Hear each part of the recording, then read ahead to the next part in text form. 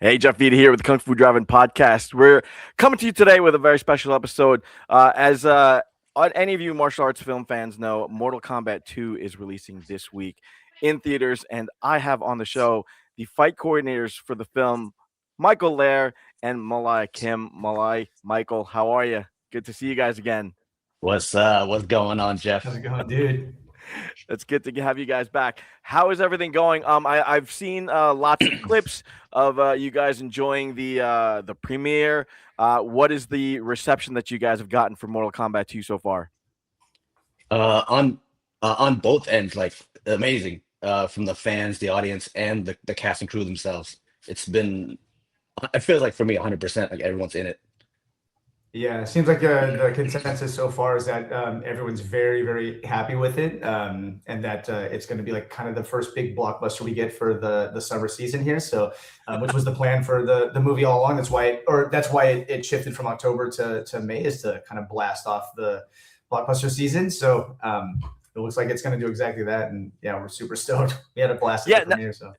talk to me a little bit about that, about being stoked, because the reception for the first film was good. It wasn't great. There were people that were disappointed with kind of the direction of it. But putting the franchise in your hands as the fight coordinators, and then hearing that people talking about it being the biggest movie of the summer, and living up to the expectations of the Mortal Kombat fans, which is a rabid fan base, as you guys know. Um, what is that like, to know that you guys have put your stamp on something as impactful as Mortal Kombat 2 is poised to be? You want to take it? Yeah. You want me to go first? I was like, we didn't really work out who was going to go at what point in time, but I'm pretty sure we speak for each other and stuff anyway in this regard. But like, yeah, like I remember when it first like kind of came to my into my hands of like the possibility of us going out there and fight coordinating, and it's always something you do think about because it is like a sequel. You're sort of inheriting it. Like we didn't work on the first one. Our good friends did, and I it's funny because like watching back to the movie, I remember it kind of getting like a lukewarm reception when it came out, and then I have to remember like it also came out like during sort of COVID times. You know what I mean? Like we were still, I think it was like pre-vaccines even or something like that, like where people were still a little bit wary about, like, and a lot of movies got affected by COVID, right? Obviously, and Mortal Kombat I think is definitely one of those. I remember. I think I was actually quarantined at the time, so like it came down with a case of COVID, and like I think I saw it like like HBO or something from my couch while we were like shooting a thing, and I was out for COVID at the time. But like I remember watching it and thinking like this is pretty good, but like it does seem like it escaped everyone's, like it was off of their radar a little bit, and like not a whole lot of people even saw it or knew that it was like kind of out and stuff. And then the people that did see it, I think, fans were going to see it no matter what. And there was a lot of talk about like, oh, we're introducing this new protagonist and the story's going kind of different way. And I think those are growing pains you're going to have with any time you do like a reboot of something, especially, or just any adaptation, right? Because Mortal Kombat has been around since like we were kids, right? Like that's what we kind of, it's one of the things that we grew up on. And like fans, I do say this, I know that they can be fickle sometimes, but the reason why I've talked about it a lot is that fans are very judgmental of something because they feel like it belongs to them, right? Like Street Fighter is going to come out later on this year, and every time we've had a Street Fighter film, I personally am like, but I think it should be this, and I feel like it should be, because it's like something that shaped who I am. Sure. I would be here if it honestly wasn't like kind of a cultural influence on me. I'm sure Malay can say the same, about it, and like how much it's like impacted his work and stuff. And you're always like a little bit possessive of something like that because you care so much. And like the fact that fans really wanted, like opinions either way, if they love it or they don't love it and stuff, it's really something that I think is magnified by the fact that it's so important to them and they have so much of a passion for it, which, if you can get like hit it on the right strings and like kind of do exactly what they want and stuff and really deliver, like for the most part, like, because not everyone's going to be, not everyone will be satisfied in the same way, but if you can do that to the best of your ability and you get them on your side, then it really kind of opens the door for a lot of other things to follow, Yeah. Malay, what about you? I think the main benefit of us coming in for part two was that the other team had already laid the groundwork for us. So we just came in like, okay, let's what went wrong the first time, and then we just came and think with our idea of like, okay, we're also fans of this game. What do fans want to see? Yeah. And knowing that we came in fresh from other shows, like okay, we've worked together before.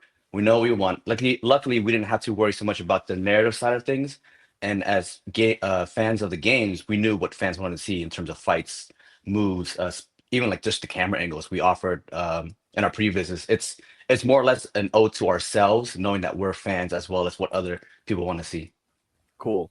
Now let's get into that a little bit because, and this is not to say that the first film was bad by any stretch. It was a good film. It was enjoyable. It was a nice addition to the mythos of Mortal Kombat. But maybe there were some fans there that wanted to see something different, that wanted to go back to a lot of that that tournament stuff, right? And see a little bit more of that, which is fine. There is an audience for all of it. So when you got the reins, knowing that that was going to be part of the shift, I guess. How do you tackle that? What was the first thing that you guys thought needed to be addressed right away? Malay, you start this one. I think it was more like trying to convince the production side that we're here for a reason. The fight coordinators the first time, they're Australian, so it's mostly local hires, and so our point was to prove like why are we here? Why did you fly these two guys from the U.S. when we already have fight coordinators here? And I think that was the first kind of hump we had to get over. It was, okay, here's the script. Here's the first thing we have to do. We can't just choreograph the fight. We have to deliver the story from end to end, right? The through line. What's happening? What's the motivation? What's now with the narrative? How do we add in the video game effects?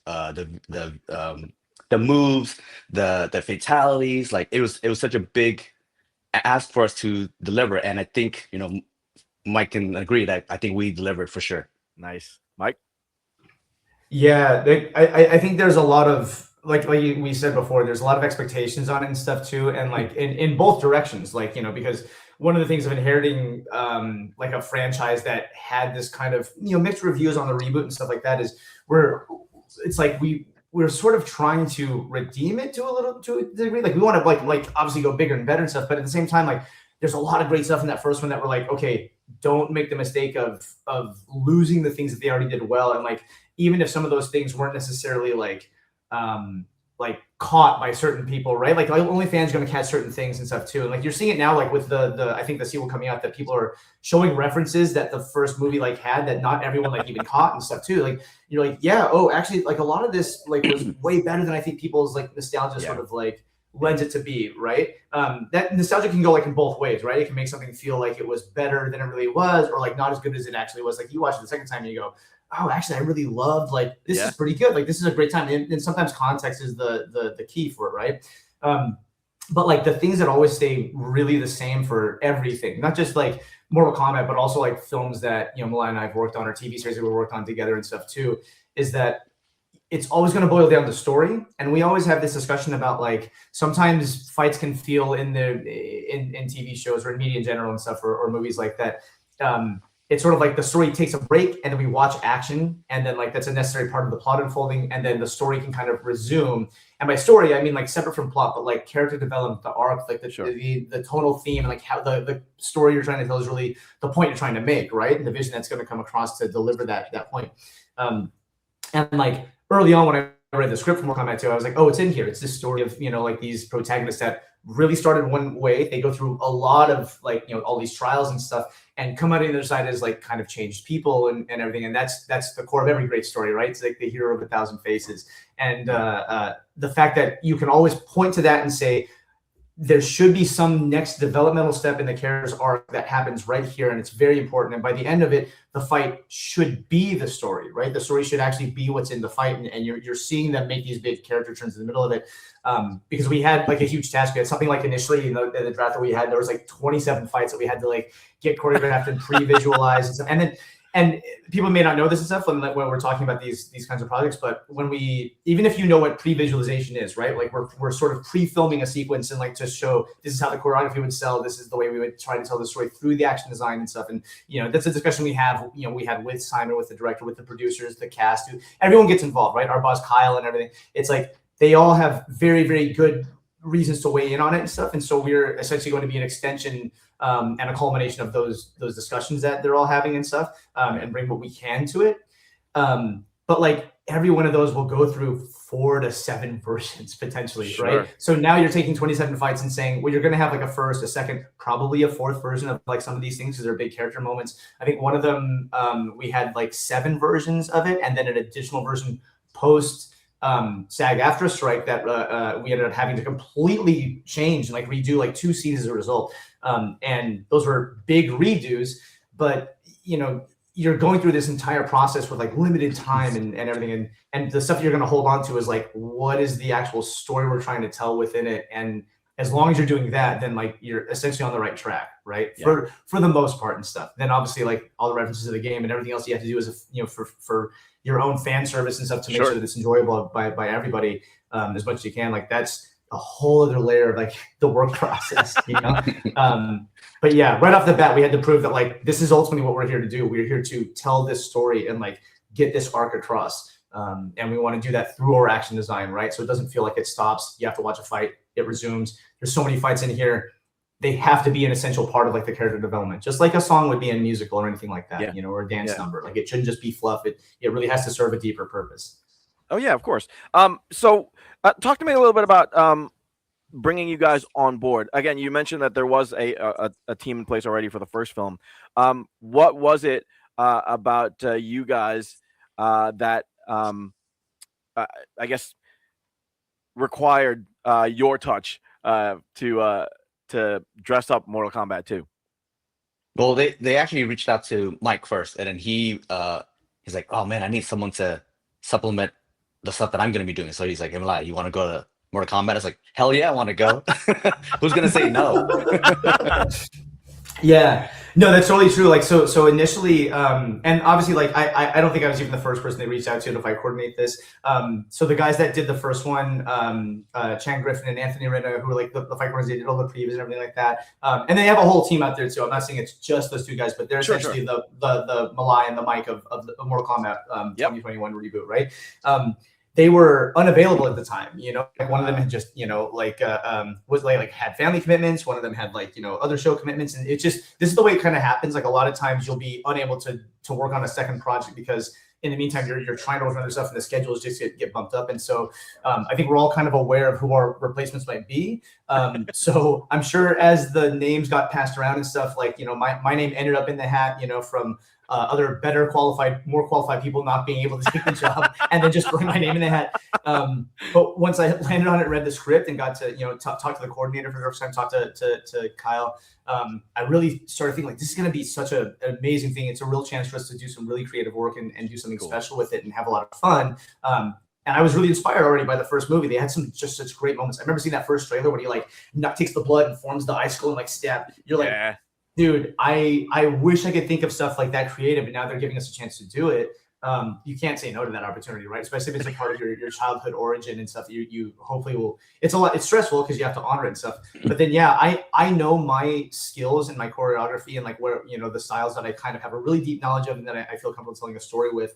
And I think Malay and I have this weird, we talk about it sometimes, this weird Venn diagram of like skill sets in martial arts where we cross over in so many like fundamentally important ways. Nice. And then outside of that, we have other martial arts that like, we may know a little bit about the other one and stuff, just a bit, but the other one really is like, has been deep diving some of these things for like a long time. And because we had that variety of styles, but common, you know, I guess, vocabulary between us, it was really easy to see how bringing him on board as the other fight coordinator would lend itself to being able to come up with a really distinct visual style and like storytelling mechanic for the action through each character's, you know, style. Like in the video games, they all are very distinct, right? And in the film, you have to honor that. If you really have, or you're going to be showing the tournament, there's going to be all these different characters. They're all going to be fighting each other, and you really have to know what their styles are going to be and what language visually is going to like communicate that their personality and their story arcs to people. And then you have to be able to break all that apart and then reformat that and make it structural for that way the camera can like see it in the right way. That's literally something that I couldn't imagine doing without Malay being there, just because of so much crossover. And to be fair, not to talk too much about it and stuff, but like once we got into actually shooting and there was action on second unit, action on main unit. Yeah. We had to have one of us had to be on each one of those units at every time, and then know that the other guy was not doing something like out of turn, but like we're still speaking the same language, like even though we're on completely different units and stuff, making a fight that we already agreed this is what we're trying to sell with it, like in the middle of like shooting. So it's a big thing, it's a big responsibility, but like for me, Malay was like sort of the perfect counterpart for a project like this. Yeah, that's pretty nice praise, right, Malay? Oh yeah, 100%. No, I mean, well, here's what I'll say about this. And Mike can disagree, whatever. But so the way I see it is like definitely I was a supplemental help with Mike. If he didn't have me there, he may have a more difficult time if he had someone else. But to say like if it was me and definitely another person, it would not be as good. So Mike was the driving force. I was the extra push that got him there. Nice. Yeah. Nice. It was a team effort for sure. It was definitely a team effort. Definitely a team effort, 100%. No, that's great, and it definitely helps that you guys have built up that trust in one another to carry out that shared vision. So I'm looking forward to what you guys put together.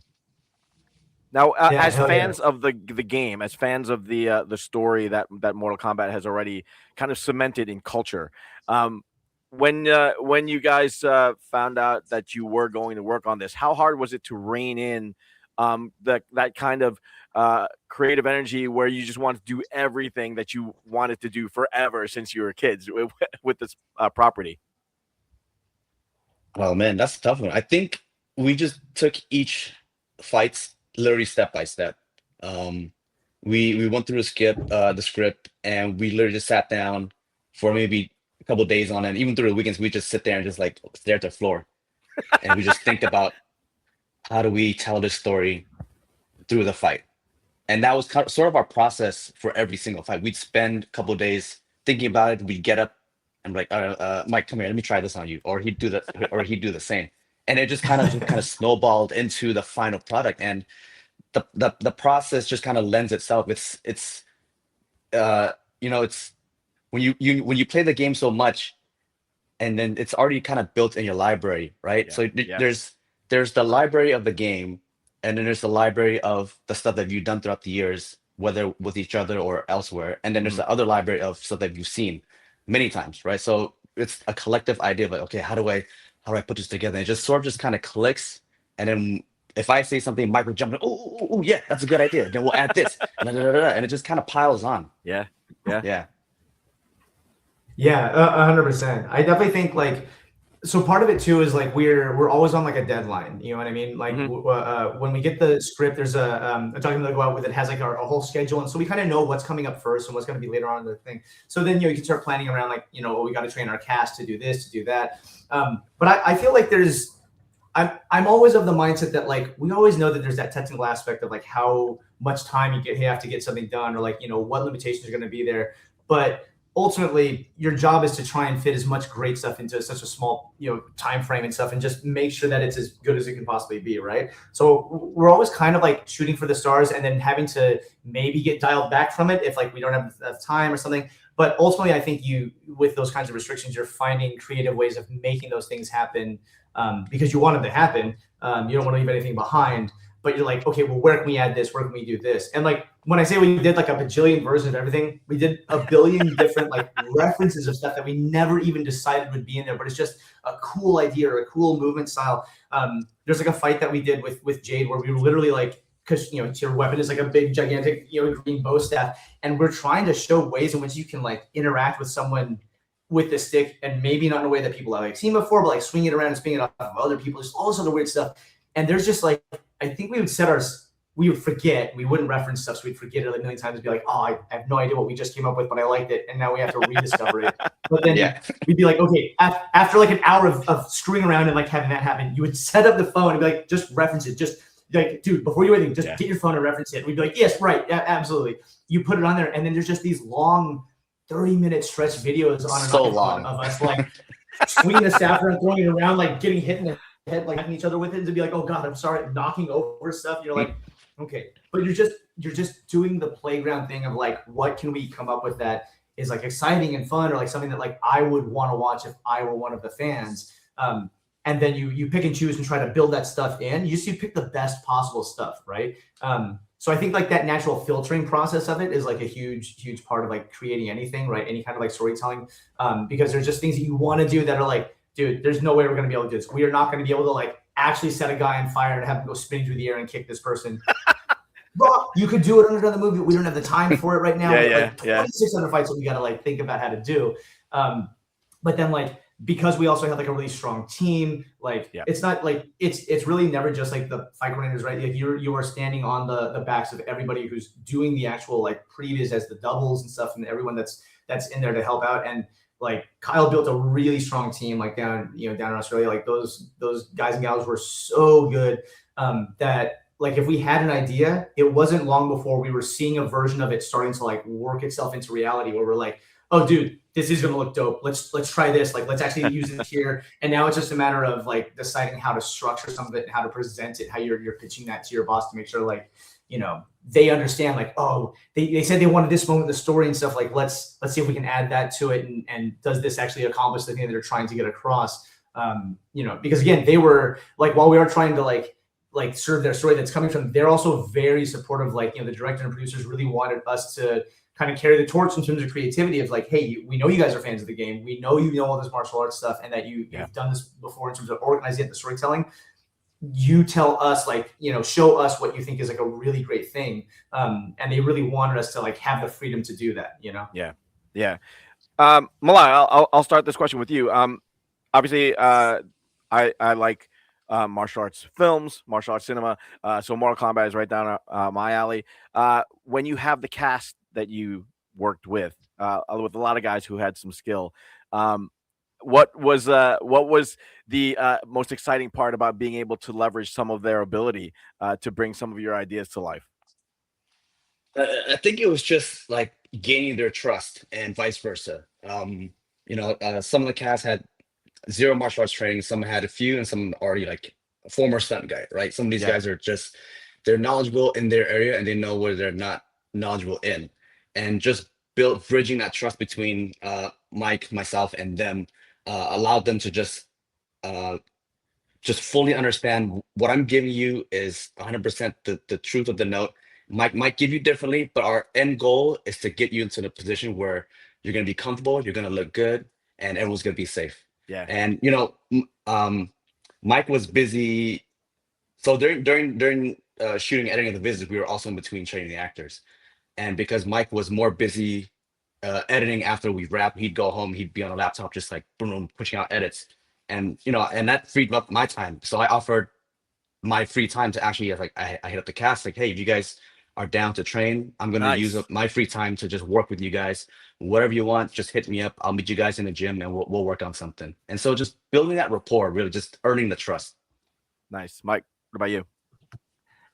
Yeah, it's interesting too, because we did come in and we didn't work on the first one, so we weren't part of the cast training on that. And then what surprised me a lot is how many people, especially like the returning cast, but definitely like even like some of the new cast, like you're always amazed when you can find an actor that can like just pick stuff up quick and they can start doing their own action, and you're like, oh, this is gonna make my life so much easier. Okay, but maybe we make the shot a little more complicated, or we hang on this like longer so you can see the actors doing their own thing. Like I think since John Wick, like Keanu Reeves sort of made it he raised the bar on a lot of actors. Sure. They have to be able of doing these long like takes, like sometimes in wides, and like that means you have to see their shape, see their form. They have to be legit, right?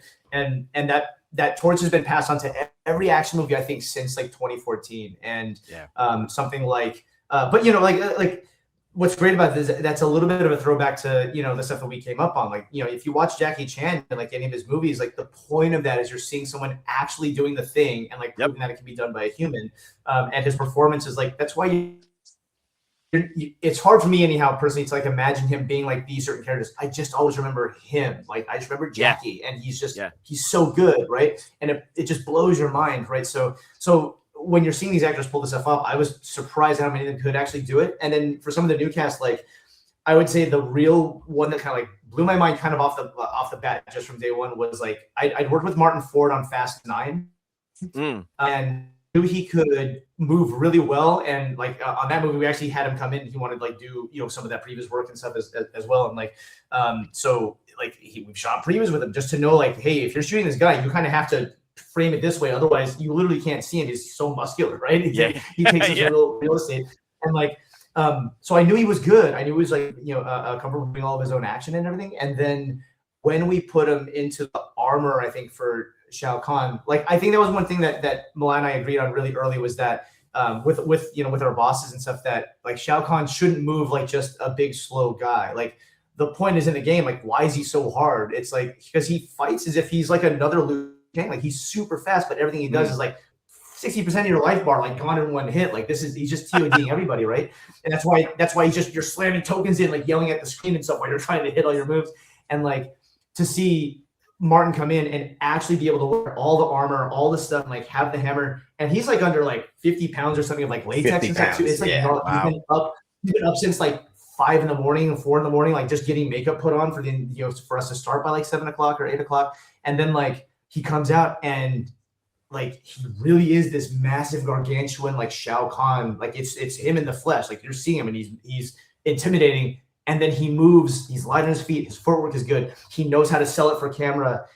It's something kind of mind-blowing where you're like, dude, we're lucky that we were able to get him on for this role, like that we were able to get him into this movie and stuff, that they chose him for this film. Like anyone else, like I can't imagine like many other people being able to pull something off in that way. You know what I mean? And also have as cheery of a disposition he's with. He's like a joy about it. He looks scary, the entire time, super excited. You're like super happy, Always cracking jokes on set. Never the Shao Kahn off camera. That's cool. Yeah. No, we love the guy. Everyone loves him. He's so good. You said something that was interesting. You talked about watching Jackie move and just being awed that a human could do that. In a film like Mortal Kombat 2, where you are dealing with non-humans, superhumans, and knowing that you have the ability to defy physics and gravity and use magic and all that stuff, where do you guys strike the balance between putting on some good tangible practical action and reaching into that that other space where you can do some really crazy stuff and kind of sell it all so that we as the audience buy it?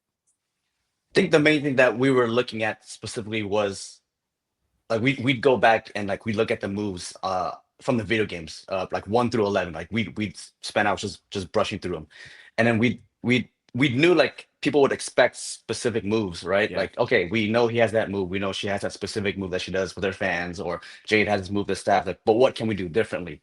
How can we surprise the audience with a modification of that move? And that was sort of like the goal for every fight was let's do a twist to the move. And I think especially for one of the favorite fights of the film, it definitely came out. One of your favorite fights? I think the audience favorite fights. Everyone's favorite fights. Yeah. Michael, what about you?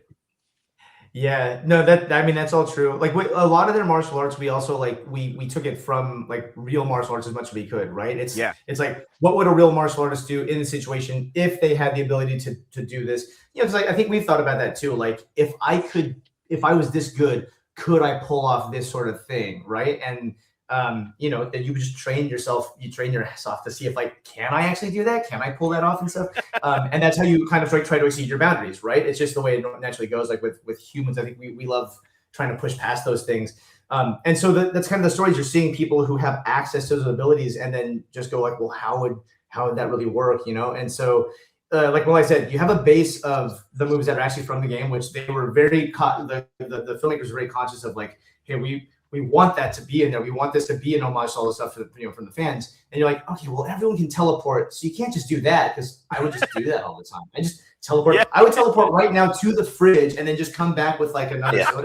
There's like a million ways you would use it, right? You would just night crawl everywhere. But then like, okay, let's save that, right? Because like that's the thing that Malay mentioned it briefly, but like the fans are waiting for that and they're expecting it, and you're not gonna like have a Mortal Kombat thing and not have like these iconic moves. It's like if you're having Street Fighter, if you're making that movie, like he's gonna throw a Hadouken at some point in time. Like he's got it. Like there's no way you're not going to. Like you need to see it, and you need to see like variations on it. You want to see him throw like a Shinju Hadouken. It's like you want all those iconic things.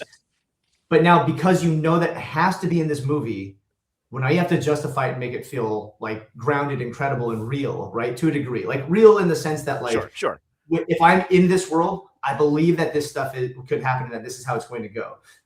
You bend reality a little bit and stuff, but like ultimately it's honestly kind of a fail safe, right? Like, because if someone does something a little special, a little fancy, you're like, right, it's the world of Mortal Kombat. And if you weren't going to be doing that, then like, why would you be doing Mortal Kombat, right? Just go do some other movie, like a much more realistic version of it and stuff. But in this universe, it's very clear kind of the aura that they want those characters to be farming and stuff. So it gives you a good place to start from, you know what I mean? And then you just sort of see, is this going too far? You pitch all the stuff that you want to do as a fan, and then you kind of count on, luckily, like we're not directing it, like you just count on the director and the other people to pull in the reins and be like, no, that is a crazy idea. We can't do that, right? Or like, oh, that's super cool. I wouldn't have thought about that. Let's absolutely do that, right? You know, I think the fans will love this and stuff. And those are real discussions that we had with them at the time. There's also the idea of like just pushing the scale just a little bit more, right? Like a lot of the, especially the wire gags, we try not to do anything that were like quote unquote impossible. It's just moves that you are able to do,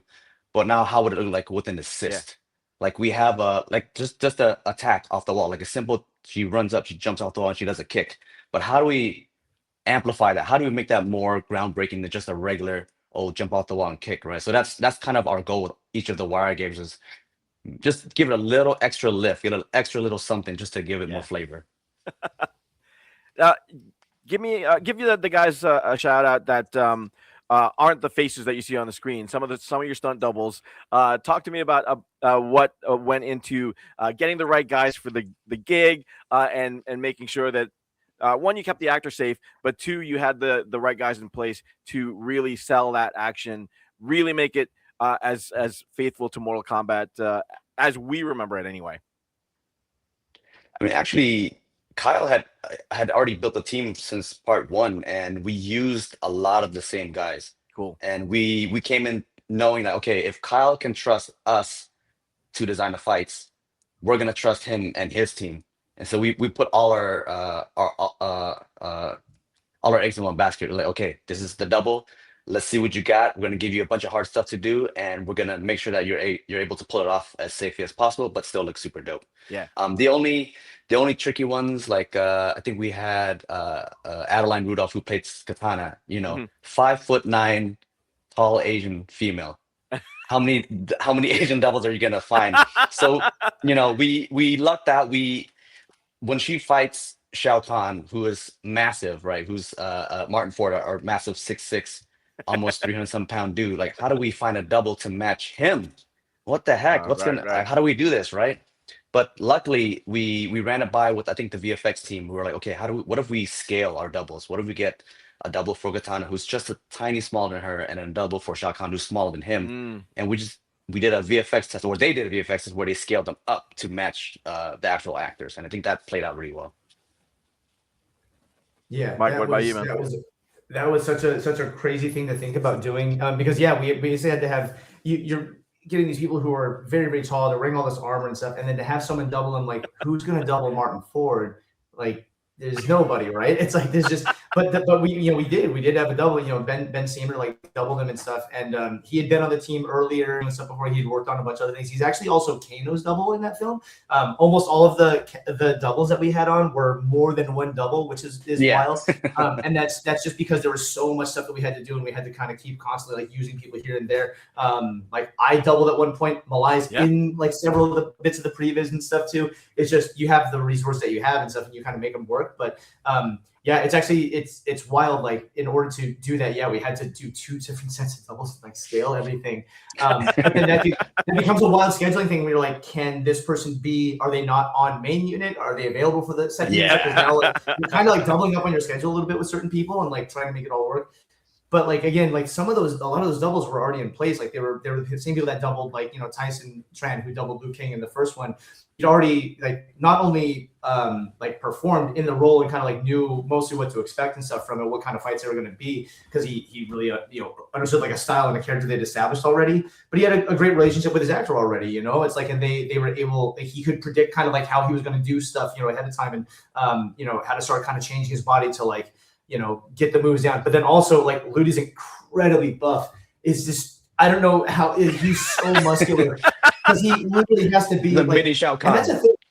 Like when you look at the original Mortal Kombat game, like it's totally different from like nowadays when they understand, they were just digitizing live actors, live performers, right? And we know some of those people, but like now when they become fully 3D models and stuff, and from like Mortal Kombat like 9 and stuff onward, in a very modern setting where you have to make characters kind of bigger so you can read the moves that they're doing on screen to like see how to fight. This is all like fighting game frame data, all this other stuff. Like just in terms of technical design for a video game, you kind of make all these characters gigantic and like with huge muscles and just like they all look. And Liu Kang just walks around shirtless like half the time in that game. So, like, you're just sort of expecting like everyone just knows Liu Kang's a buff dude, and like Ludi got super buff for this role. Yeah. So Tyson had to completely change the diet and start matching it. But then he also has to do like all these tricks and all these spins. So hey man, sorry you have to put on all this muscle, but you also have to learn how to flip again using with all this extra like weight added onto you. And that's a testament to all of the doubles they put in all this extra time. I'll tell you right now that like Gareth Hadfield, who doubles Johnny Cage and Charles Carl, actually also doubled Cole in the first one, and in this one, Louis Tan. Again, a guy who can do a lot of his own action, but for certain things, you just need a double in for safety reasons. Sure. But like Gareth, with like Johnny Cage is like a Taekwondo guy. He's like Taekwondo like kind of like style and stuff. A lot of big like fancy kicks, like Van Damme split sort of things, right? And Gareth had to essentially train himself into like hard splits within like a very short amount of time. I think he would show up at work and he would already be on the floor forcing himself, and we would see it over like a month. He would gain like another like 30 degrees of like flexibility. Wow. And by the end of it, like he was full on like, he's doing moves into the splits because there's iconic moves that Johnny Cage does in the splits that you have to show. You're like, all right, well, either we're going to try and like, make the actor like do this and stuff, or, the obvious answer is like, well, the stunt double is going to do it and stuff. Because it's part of like this big dynamic move and everything. And it's going to be a little dangerous to do the thing that we're going to do. So then, hey man, you have to learn how to do the splits. Sorry, and none of them. That's a big ask, man. That's a big ask. No one complained. Everyone was. They were a trooper. So excited to put in the work. It was crazy. They really just pushed themselves as far as they could go every single time. That's nuts. All right, let's take a break and take a look at the trailer, and then I want to get your reaction. Oh man! Obviously, you've seen this a billion times, but let's take a look. There are 8 billion people on this planet. And Mortal Kombat is upon us. If we lose one more time, the Earth is gone. Johnny Cage, this is a war to the fate of your world. I hope your ancestors are watching. You're right. Now would be a good time to use those powers, mate! You wanna know my power? I am Johnny Cage. Ah, whip. Get over here! Damn. Remember, if you fell, the earth falls with you. Uno mas, thanks, Ed. You're right.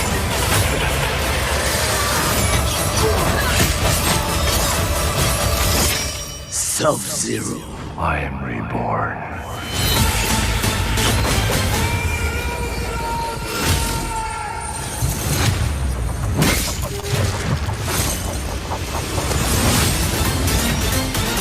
Mortal Kombat 2, rated R. Get tickets now. Experience it in IMAX. Only theaters May 8th.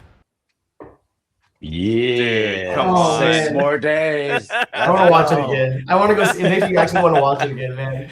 So like, I'm old enough to have seen the original Mortal Kombat film. So and I remember coming out of that theater and just wanting to fight somebody because it was that kind of energy. It was like, let's just come here.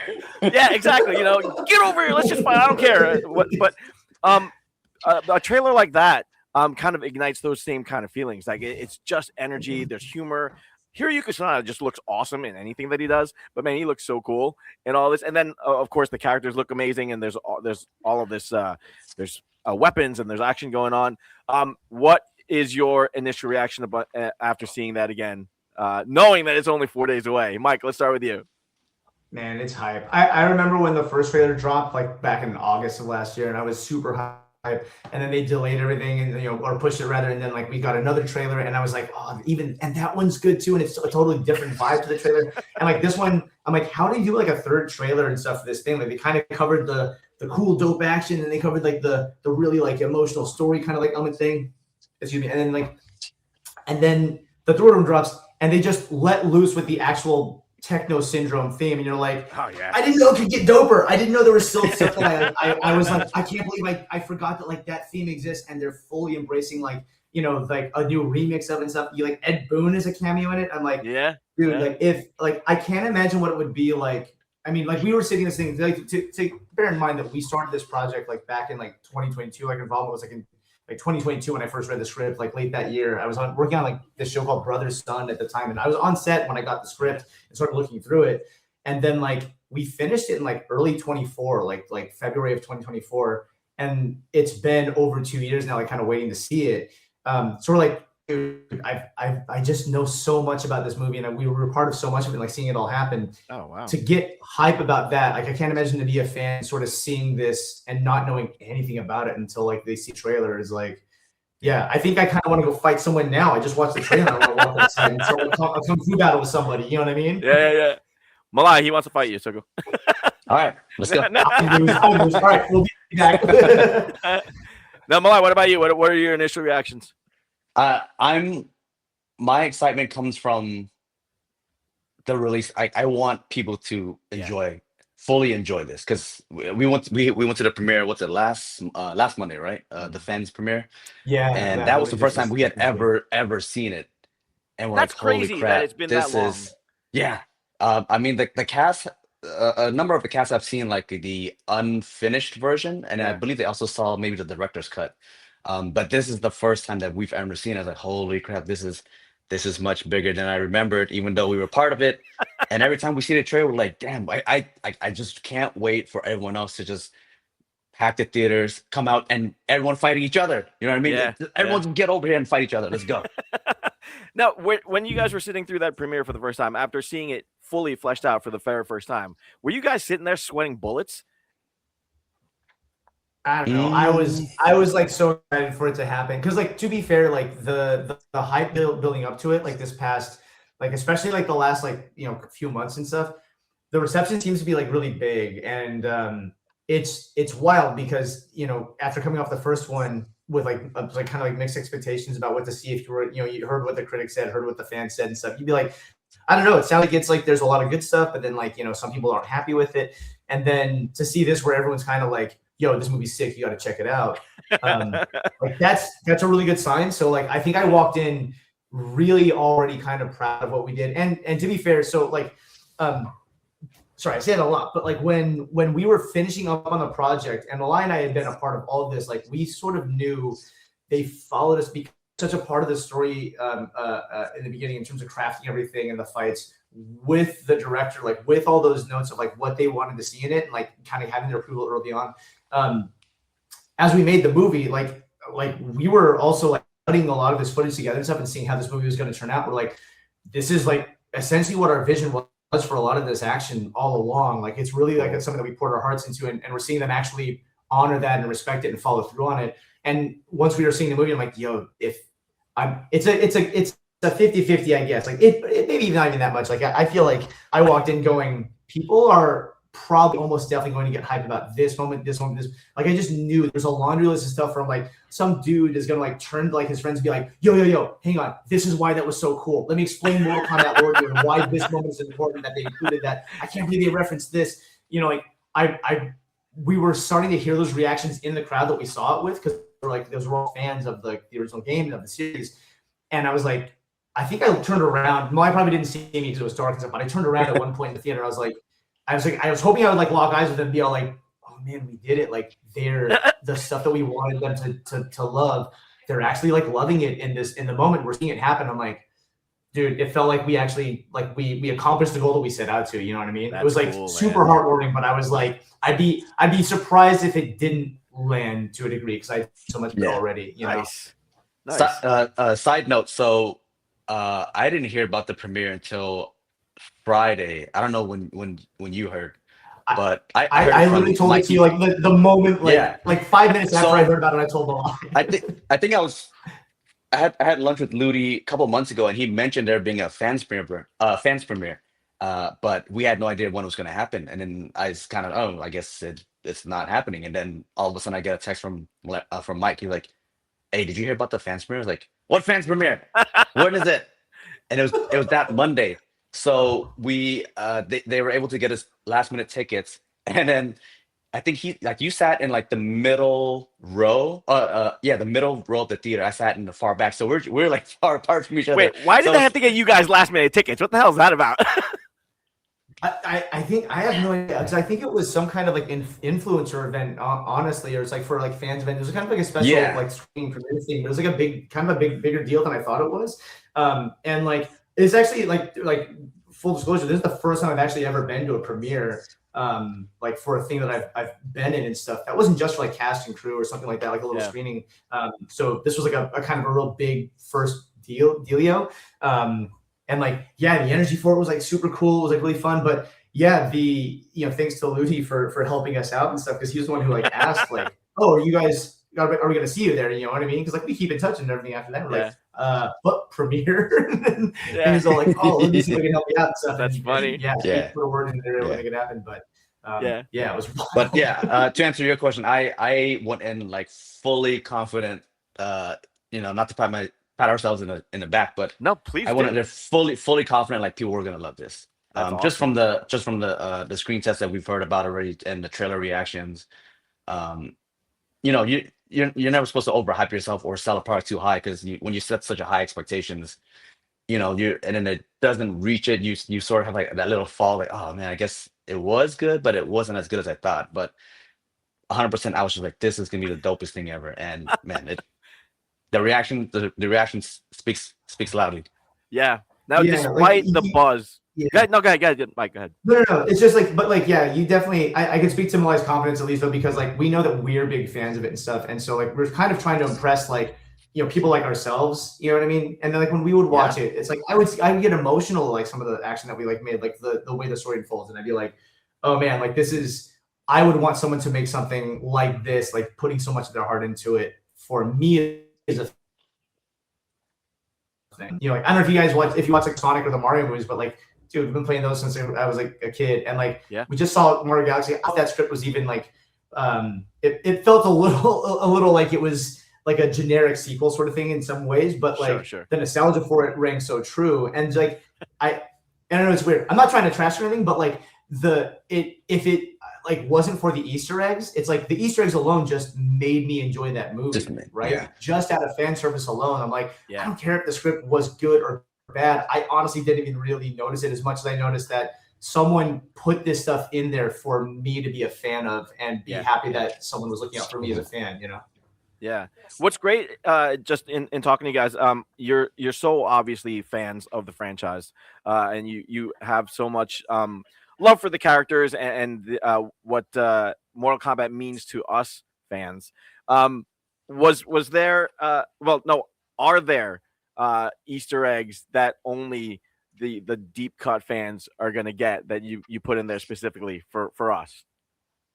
I definitely think so. There was one Easter egg we wanted to include, but it ultimately didn't make the cut. But I think there's a lot of nuances, and it's not just from us. It's actually from the creative team as well, like the writers, the directors. Like they came up with these ideas, so it's not 100% ours. But some of the stuff within the fights, I think it's a good nod to see even just the original movie. Oh, cool. Yeah. There's a couple of things in there where like I won't spoil anything and stuff too, but we'll be like, we're literally sitting there not arguing. We're having a conversation, kind of debating, like, what's the line? Where do you cross to the point where it's like, dude, no one's going to catch this. Nobody, is it worth our time to include this thing, or are we just wasting our time? So it's all like, and we doesn't matter. Like, put it in. Unanimously every time we come in, put it in. Just put it in. Right? Put it in. It doesn't matter. Yeah, it's like if no one notices, okay, great. Like it doesn't take away anything. But if a fan catches this and they're all like, "There's no way these dudes thought about this while they were making this action," but if they did, I feel like they did it for me. I'm like, like, dude, absolutely. Then you're right. We did put it in there, and we did it for you because that's you are like representing us as like another like fan of this franchise that's become so iconic, you know. And despite the buzz, and it's great buzz. It's incredible the word that's out there now. Is there stuff that you had to leave on the cutting room floor that still kills you that you're not going to see it on screen? Oh man. I would say very little, actually. I would say most of the stuff that we left. Yeah. So there were things that were cut down for time or for other concerns and stuff like that. And I'm like, does this like make or break it? Am I, you know, it's a lot of stuff I'm like kind of okay letting go of and stuff too. And I understand like why you would trim, you know, just for like time's sake or even things like that, right? But no, like I think definitely there were a lot of things that we wanted in that got in enough that you're sort of okay like balancing it out, you know. Some of the Easter eggs and stuff that like we didn't get in, we can always say like, oh, we'll save that for like Mortal Kombat 3 or something like that. You know what I mean? We'll find another, we'll pitch it again later on. You know? So it leaves room and stuff in there to grow. Like we tried to reference other things too, and we understand like there's reasons why you can or can't. You know, it's like part of a big ongoing franchise stuff too. So every decision that you make does sort of back stuff further on down the line. You know, if you watch like the Marvel films and stuff, obviously like everything in Avengers has to work within all of the individual characters' films that they're going to have solo adventures on. And so that writing process must be like a spider web or something. It's like a rat's nest of people trying to figure out like, hey, we're going to do this with the character. Is that okay with you? Like, you know, and having to make like a consensus and someone has to be in charge of it. That's such a huge sort of undertaking and everything too. And that inherently is going to influence your action design. But for us, I think like the stuff that we got in there, some of it we were surprised. Like, I can't believe they're letting us do this. Like, I think we turned each other a bunch of times during the film, and we were like, I can't believe they're paying us to like make our childhood vision like happen. They're gonna let us do this. That's crazy. That's all right, awesome. we're doing it. Like fire from the hip and let's go. You know. Yeah. That's cool. The love that you guys have for this franchise is so palpable. I'm glad that it fell into your hands. If there is a Mortal Kombat 3, how badly do you guys want to be part of it? Oh, we're there. We are there. Yeah. I've been dreaming about that since we finished like on the second one. I've been dreaming about that idea since I was like 8 years old, like trying to knock it. Dude, there's a button to block. I normally just hold back. This dude just keeps Superman flying into me, screaming something. I don't know what he's seeing. Now I'm like getting electrocuted. I don't know how to play this game.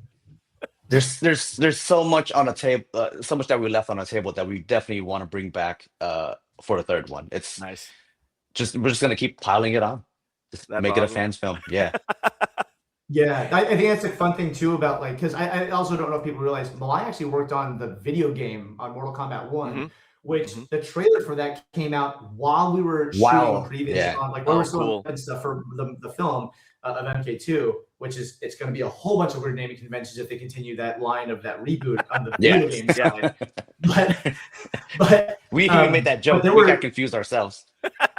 You're like Mortal Kombat. Which one is Mortal Kombat 2? The next game? It's like, shut up. Let's just focus on this thing. And like, we would even try to put references to like that in there. So like the cool thing about a franchise that's gone on forever, and not just in the video games, but also you know, like they've had like various like animated films. There was a TV series, right? Yeah. Like, my mentor was like on that TV series and stuff too. You know, like JJ Perry and like we would be here without him having done that stuff in Mortal Kombat even too. So like there's endless amounts of things you can reference and like mine for like fandom and stuff that you can go off onto and make a reference for somebody. So like as much stuff as there was like that we left on the cutting room floor, it's like there's a sort of infinite supply of cool stuff you can pull from that can be inspirational and like tie you back to this franchise because it has such a rich history of like having its own like it's been rebooted like twice essentially and stuff, and they've justified it every time, which is wild. It's like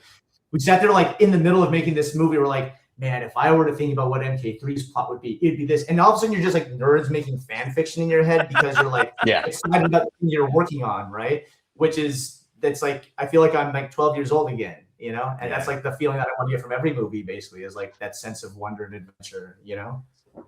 Have you heard from any of the original cast members from the 95 film at all or anything like that? has anybody reached out to you to be like, you guys are doing awesome? So, not that any of them have reached out to us, but I was sitting maybe 2 seats away from Keith Cook and Chris Casamassa, Nice. who were the original Scorpion and Reptile, and Yeah. then Keith Cook was the second Sub-Zero.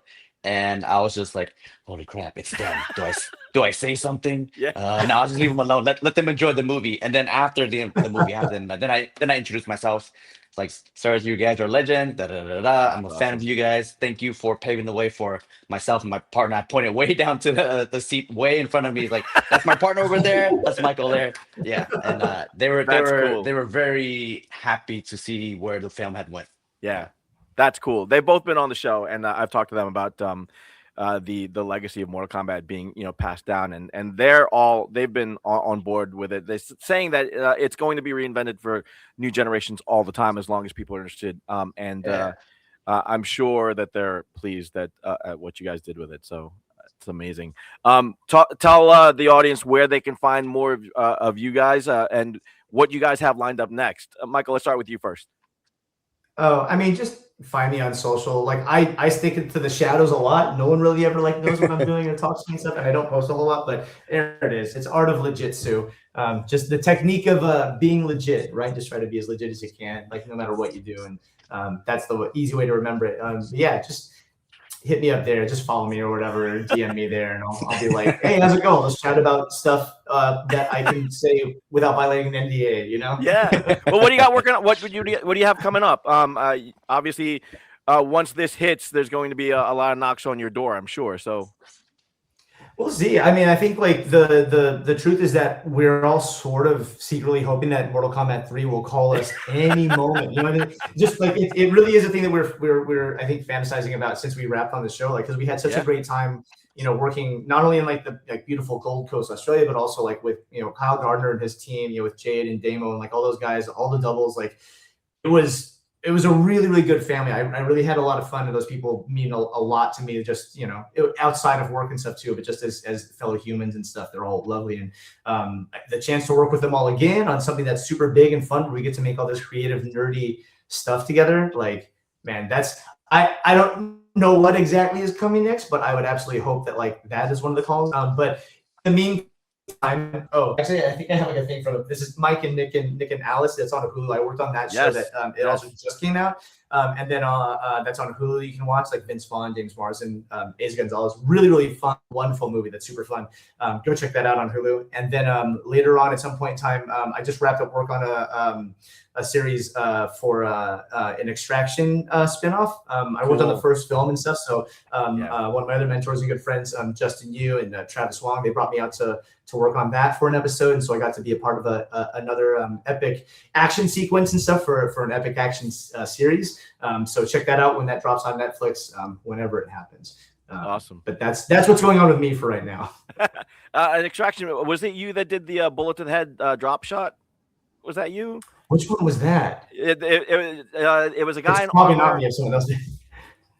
But he took a shot to the head, and you drop it was a drop straight down. And just falling down. Yeah. I think I die 3 or 4 times in that film. I'm one of the mercenaries who gets sniped and stuff on the bridge in the first movie. Yes, that's the one. And then I'm also the guy that goes down the stairs in the beginning. That's right. With Chris Hemsworth's double Bobby Dazzler, where he's got a sack over his head and he's handcuffed, and he just to dive downstairs blind and unable to move his arms. I was like, "Well, see you at the bottom, brother." But yeah, I was in that movie quite a few times as an aspiring corpse. So excellent, Malai. What about you? Talk to me. Same thing. You can find me on IG at Malai. There it is, Malai the Stunt Guy. I know people like to say Malay because this is the way it's spelled, but it's actually Malai, and there's no harm. You can call me Malay. I don't care. I don't really care. If you want to watch Malay, if you want to watch some of my old YouTube stuff, what's my handle there? YouTube.com/Malay Kim, I believe. Okay. I put out a fight recently.